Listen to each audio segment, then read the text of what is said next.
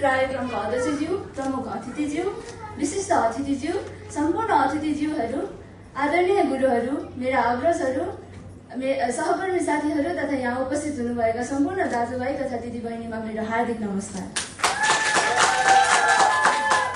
म सिचु आजको यस विशेष तथा महत्त्वपूर्ण कार्यक्रममा आफ्नो केही शब्द राख्न पाउँदा म अत्यन्तै खुसी र गौरव महसुस गरिरहेको छु।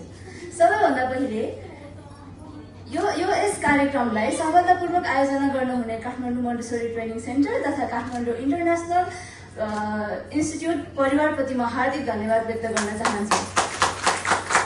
हामीलाई सिक्ने, बुझ्ने र आफ्नो क्षमता विकास गर्ने अवसर दिनुभएकोमा सम्पूर्ण परिवारप्रति म हार्दिक धन्यवाद व्यक्त गर्न चाहन्छु।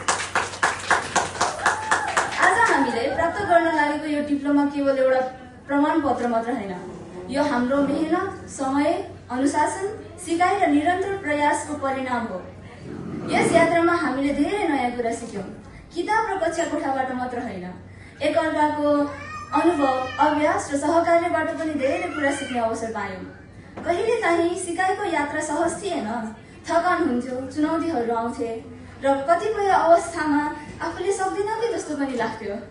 तर त्यस्ता कठिन समयले नै हामीलाई अझ बलियो र जिम्मेवार बन्न सिकाएछ। त्यसैले आजको यो उपलब्धि हाम्रो लागि अझ विशेष छ।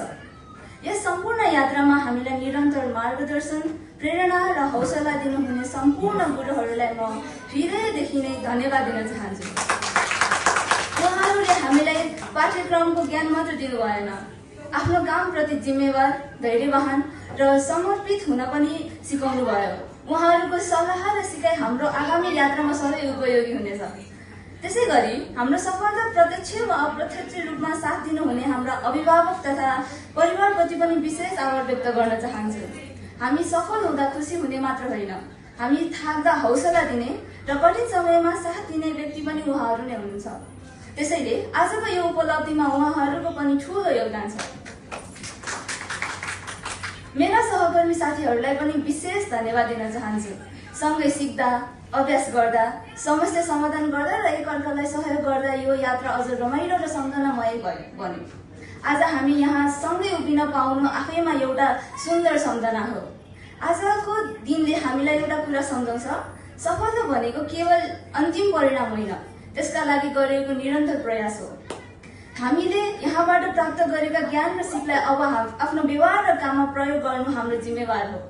विशेष गरी हामीले प्राप्त गरेका यो शिक्षा र सिपलाई आज समाजमा सकारात्मक रूपमा प्रयोग गर्न सक्यौँ भने मात्र हाम्रो यो उपलब्धि वास्तविक अर्थ हुन्छ। हामी जहाँ पुगे पनि इमान्दारी, अनुशासन, माया, धैर्य र जिम्मेवारी आफ्नो कामको आफ्नो आधार बनाउन सक्यौँ भने सक्छौँ भने मलाई विश्वास छ।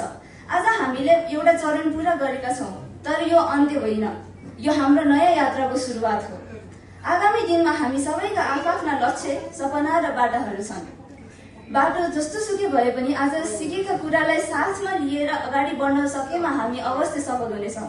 अन्त्यमा यस सुन्दर अवसरमा उपस्थित भई हामीलाई हौसला र शुभकामना प्रदान गर्नुहुने सम्पूर्ण महानुभावहरू, गुरुहरू, अभिभावकहरू तथा साथीहरूलाई हृदयदेखि नै धन्यवाद व्यक्त गर्न चाहन्छु। हामीले आज एउटा यात्रा पूरा गरेका छौँ, तर हाम्रो सिकाइको यात्रा भने अझै बाँकी नै छ। हाम्रो आगामी यात्रा सफल, सुखद र उपलब्धिमूलक रहोस् भन्ने शुभकामना व्यक्त गर्दै मेरा केही शब्द यही टुङ्ग्याउन चाहन्छु। धन्यवाद।